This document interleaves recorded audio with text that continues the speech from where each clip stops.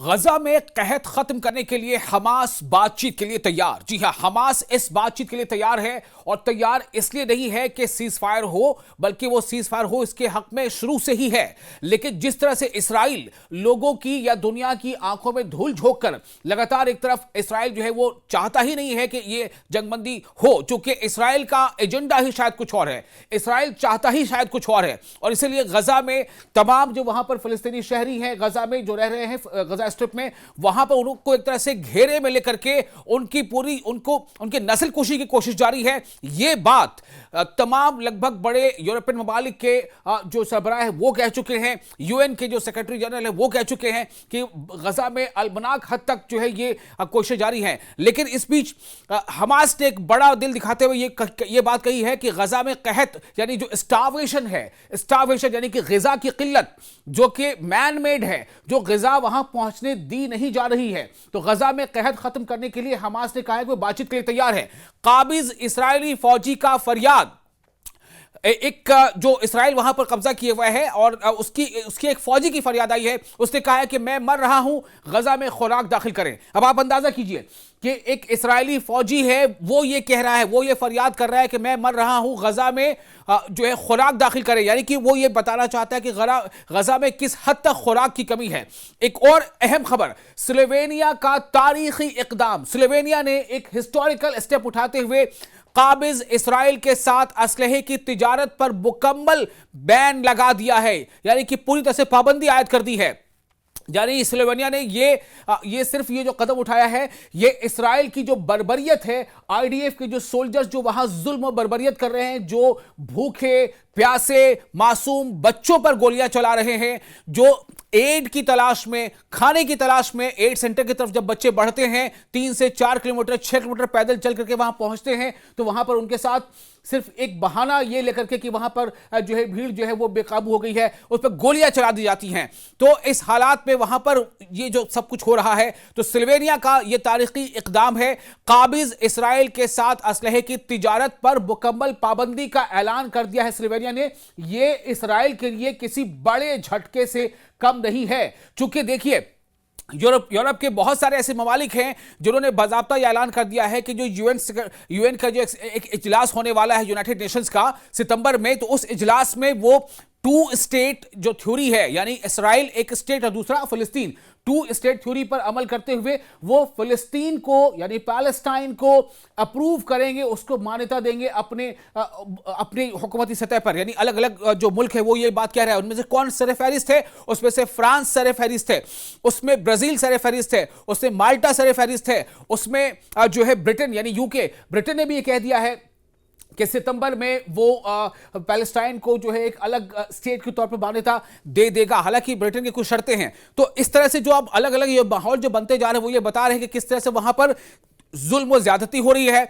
और अपनी जानों पर खेलकर कुछ जर्नलिस्ट जो वहां अभी गजा में फिलिस्तीन में जो कुछ फोटो जर्नलिस्ट हैं या जो सीनियर कैमरा पर्सन्स हैं या जो दूसरे और सोशल मीडिया के जर्नलिस्ट हैं, वो लगातार वहां की रिपोर्ट्स दुनिया तक पहुंचा रहे हैं। और दुनिया जब ये नजारा देख रही है तो दुनिया जो है, जो लोग भी हसास लोग हैं, उनकी रूहें कांप जा रही हैं कि किस तरह से वहां फिलिस्तीन में के लोगों को गजा में एक हिसार में यानी कि एक बाड़े में बंद कर दिया गया है, ऐसा लग रहा है। तकरीबन 2 मिलियन की वहां पर जो आबादी ऐसी है, और उनको यानी कि घेरे में लेकर के उन पर बमबारी करना और उन्हें फूड यानी कि जो ग़िज़ा है वो उन तक पहुंचने न देना, उन तक दवाइयों की पहुंच को महदूद कर देना, अस्पतालों पे बमबारी, स्कूलों में बमबारी, यानी वो तमाम चीजें। और जो रेफ्यूजी कैंप हैं, जहां पर बहुत सारे कैंप्स बनाए गए हैं जहां पे ठहरने के लिए, वहां तक बमबारी होती है।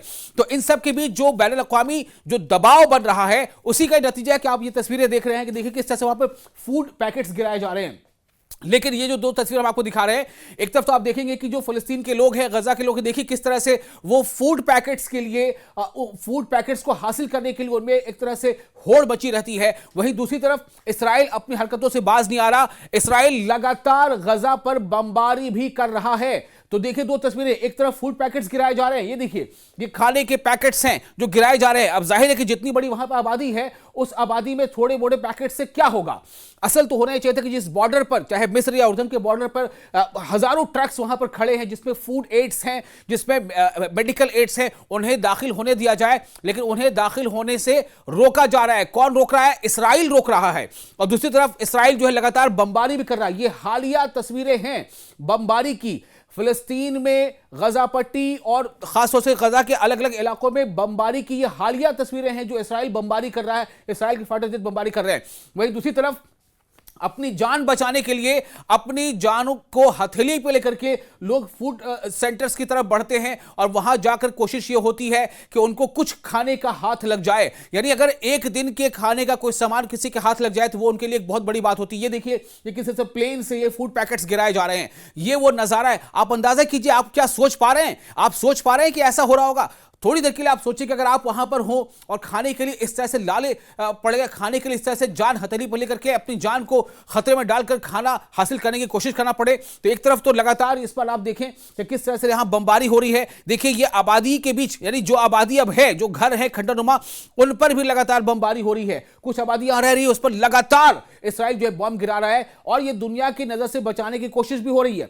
ये तो वहां पे कुछ जान फरोश जो अपनी जान की बाजी लगाकर, जो वहां पर कुछ पत्रकार हैं, जो सहाफी हैं, जिन्हें हम जो जर्नलिस्ट हैं, वो ऐसी तस्वीरें दुनिया तक पहुंचा रहे हैं। और जो दुनिया तक लोगों की ये तस्वीरें पहुंच रही हैं, उसके बाद ही ये दबाव बन रहा है कि अब जाकर के फूड पैकेट्स कुछ हद तक गिरना शुरू हुआ है। तो एक और आपको अहम खबर बता दें कि गजा में जंगी हालात और सदमात के दौरान इसराइली फौजियों की खुदकुशी का सिलसिला भी जारी है। जी हां, इसराइली फौजी खुदकुशी कर रहे हैं, यह सिलसिला भी जारी है। क्यों खुदकुशी कर रहे हैं? अब इसके बारे में हमने इससे पहले भी एक रिपोर्ट दिखाई थी। दरअसल वो महसूस कर रहे हैं, तो वो इंसान ही ना, उनके अंदर भी दिमाग है, वो महसूस कर सकते हैं। वो महसूस कर रहे हैं उस सदमे को, उस ट्रॉमा को, जो वो देख रहे हैं कि उनके हाथों से जो फिलिस्तीनियों पर जुल्म ढाया जा रहा है, गजा के बच्चों और ख्वातीन पर जो जुल्म ढाया जा रहा है, बुजुर्गों पर जो जुल्म ढाया जा रहा है, उन्हें जिस्मानी तशद्दुद का निशाना बनाया जा रहा है। उन्हें हिरासत में लेकर के, उनके गिरफ्तार करके, उन्हें जेलों में बंद करके, और उनके साथ जिस तरह से जिस्मानी ज्यादती हो रही है, ख्वातीन के साथ भी ज्यादती हो रही है, जिस्मानी ज्यादती हो रही है, आप समझिए इस बात को। और इन सब के बीच अब आपको बता दें कि सिर्फ जुलाई के महीने में इसराइली फौजियों की खुदकुशी में, ये जो जुलाई का महीना अभी खत्म हुआ है एक दिन पहले, सिर्फ जुलाई के महीने में 7 इसराइली फौजियों ने खुदकुशी कर ली है। तो यह सिलसिला भी लगातार जारी है।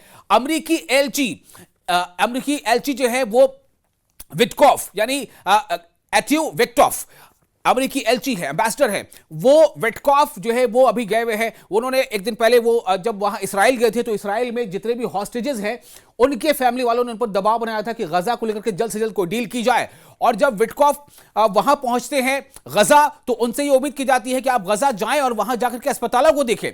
और ये आप देखिए कि किस तरह से वहां पर तैयारी लगातार इस बात को लेकर के, एक तरफ जो यूएन, जो न्यूयॉर्क में जो एक न्यूयॉर्क डिक्लेरेशन चल रहा था, उसमें तकरीबन 100 से ज्यादा मुल्कों के सरबराहों ने फिलिस्तीन के हक में आवाज उठाई थी, फिलिस्तीन के हक में उन्होंने बयान दिया था। और सबने ये कहा था कि फिलिस्तीन को जिस तरह से वहां पर अभी, जिस तरह वहां बमबारी हो रही है, जिस तरह से वहां लोगों को, वहां जो आबादी बची है, उनको जो है एक नया हथियार इस्तेमाल किया जा रहा है। वो नया हथियार क्या है? उन्हें भूखा रखना, उन्हें दबाव से महरूम रखना, उन्हें खाने पीने की चीजों से, खाने पीने की अशिया से महरूम रखना। तो इस नए हथियार के खिलाफ वहां पर काफी लोगों ने इस बात की तरफदारी की कि 2 स्टेट जो थ्योरी है वही एक वाहिद हल है और उसी हल की तरफ बढ़ना चाहिए। इस हल का, इस पहल का जो फ्रांस और सऊदी अरब की तजवीज़ थी, उनकी पहल से शुरू हुई थी, उसका जो है हमास ने भी और फिलिस्तीन की अलग अलग तंजीमों ने भी उसका वेलकम किया है। एक तरफ जहां पर फिलिस्तीन की अलग अलग तंजीमें, खासतौर से अल-क़स्साम ब्रिगेड या फिर जो दूसरे और ब्रिगेड है, और जो हमास की जो तंजीमें हैं, तो जैली तंजीमें हैं, वो तमाम एक तरफ जहां पर अभी जो है मुकाबला कर रही है आईडीएफ का। और मुकाबले के दरमियान ये हालात बन गए हैं कि आईडीएफ को कई जगहों पर, आईडीएफ मतलब इसराइली डिफेंस फोर्स, तो उसके कई फौजियों को जबरदस्त नुकसान उठाना पड़ा है, कई हलाकतें भी हुई हैं। लेकिन हमास जो है यही कह रहा है कि हम उन तमाम मुल्कों का शुक्रिया अदा करते हैं जिन्होंने हमारे बारे में सोचा, और हम जो है उनका शुक्रिया अदा करते हैं इसलिए कि कई ममालिक ने, यानी 100 से ज्यादा ममालिक ने टू स्टेट थ्योरी को लेकर के उसकी तरफदारी की है कि इस्राइल एक अलग स्टेट और फिलिस्तीन एक अलग स्टेट होना चाहिए। और जो सितंबर में यूनाइटेड नेशंस में जो एक इजलास होने वाला है, उस इजलास से पहले कई ममालिक ने इस बात का ऐलान कर दिया है, जिसमें ब्रिटेन शामिल है, जिसमें फ्रांस शामिल है, जिसमें कुछ और नाम जुड़ गए हैं।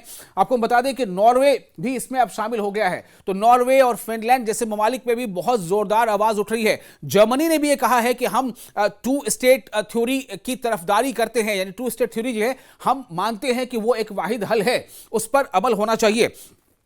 और इसी बीच लगातार हमास भी जो है कहीं से वो कमजोर नहीं पड़ा है। हमास के जो रहनुमा है अबू उबैदा, उनका पैगाम भी बार बार आ रहा है इस बीच। और हमास का ये कहना है कि चूंकि ये लड़ाई हक की लड़ाई है, चूंकि ये लड़ाई अपने वतन, अपने मादरे वतन और अपने अपनी जो जमीन है, अपनी जन्मभूमि, उसे बचाने की है, तो हम किसी गासिब को जो ऑक्युपाई करना चाहता है, जो कब्जा करना चाहता है, उससे हम यूं ही अपनी जमीनें कब्जा करने नहीं देंगे। हमसे जितनी ताकत है हम उस ताकत के साथ मुकाबला करेंगे। आपको पता है कि हमास को अभी तक इसराइल पूरी तरह से खत्म नहीं कर पाया है, और इसराइल और हमास के बीच जो अभी सीजफायर की जो बातें चल रही थी, इसमें कहीं ना कहीं एक जो रुकावट है वो यही है कि इस्राएल की शर्त यह है कि हमास खुद को डिसआर्म कर दे और वो खित्ते से बाहर हो जाए। तो यानी कि तो ये इसके लिए हमास तैयार नहीं है। और हमास को जो वहां की आबादी है उसका भी सपोर्ट मिल रहा है। उस आबादी ने कभी हमास के खिलाफ आवाज नहीं उठाई। उसकी वजह यह है कि उनको पता है कि हमास जो है वो हमारे हक की लड़ाई लड़ रहा है। तो एक तरफ ये तस्वीरें हैं जो आप देख रहे हैं कि कई ममालिक इस बात को लेकर के आगे आए हैं, और दूसरी तरफ हमास और आईडीएफ के जो फौजी हैं उनमें झड़पें भी हो रही हैं। तो कुल मिलाकर हालात अब ये बन गए हैं कि इसराइल जो है वो कहीं ना कहीं, एक कहते हैं ना कि दिया जब बुझने वाला होता है तो वो ज्यादा फड़फड़ाता है। तो हालात अब ये हो गए हैं कि इसराइल बमबारी भी कर रहा है और दुनिया को दिखाने के लिए जो उसने एयर ड्रॉप्स का सिलसिला भी जारी रखा है। हालांकि एयर ड्रॉप्स कई अलग अलग ममालिक कर रहे हैं, उसमें एमिरेट्स की भी एयर ड्रॉप्स है, उसमें उर्दन की तरफ से भी एयर ड्रॉप्स की गई हैं। आप देखिए जब हमास सड़क पर कभी वो निकलता है तो उसको किस तरह से जो मकामी आबादी वो उसका वेलकम करती है, उसके सपोर्ट में नजर आती है। तो ये आपको बता दें कि नॉर्वे हो या फिनलैंड हो, मोरक्को में भी पैलेस्टाइन के हक में जबरदस्त मुजाहरे हो रहे हैं। मोरक्को में फिलिस्तीनियों के हक में, गजा के लोगों के हक में और इसराइल के खिलाफ मुजाहरे हो रहे हैं, प्रोटेस्ट हो रहे हैं। आयरलैंड में भी, आयरलैंड में, स्कॉटलैंड में फिलिस्तीनियों के हक में, गजा के लोगों के हक में और इसराइल के खिलाफ मुजाहरे हो रहे हैं। खास तौर से इस बात को लेकर के लोग प्रोटेस्ट कर रहे हैं कि ये इसराइल ने जो बच्चों को भूखा रखना, औरतों को भूखा रखना और उन्हें मारने का जो नया हथियार इस्तेमाल किया है, ये हर तरह से ये कंडेमनेबल है। और ये लोगों को हिटलर की जो उसकी जो कारस्तानियां थी उसकी याद दिलाता है। तो ये अब हालात बन गए हैं, लेकिन हमास थमने का नाम नहीं ले रहा है। हमास का कहना है कि हम झुकेंगे नहीं, लेकिन हाँ, हमास ने ये कदम जरूर आगे बढ़ाया है। हमास का कहना है कि हम ये जो कहत अब आ गई है, स्टारवेशन के हालात बन गए हैं, उसके लिए हम बातचीत करने को तैयार है कि कैसे इस कहत पर, इस स्टारवेशन पर पाबंदी लगाई जाए। वहीं जो यूएस के एम्बेसडर हैं विटकॉफ, उनसे मुतालबा यह किया जा रहा है कि वो जब गजा के दौरे पर अगर गए हैं तो वो गजा के अस्पतालों का दौरा करें और वहां की हकीकी सूरत हाल को देखें, किस तरह से अस्पतालों को निशाना बनाया है इसराइल ने अपने हमले में, और छोटे या बड़े तमाम अस्पतालों को एक एक करके निशाना बना रहा है। अस्पतालों में वहां पर मेडिकल जो फैसिलिटीज होनी चाहिए उसकी जबरदस्त कमी है, जिसके नतीजे में वहां बच्चों को या जो जख्मी है उनको सही वक्त पर पूरा इलाज नहीं मिल पा रहा है।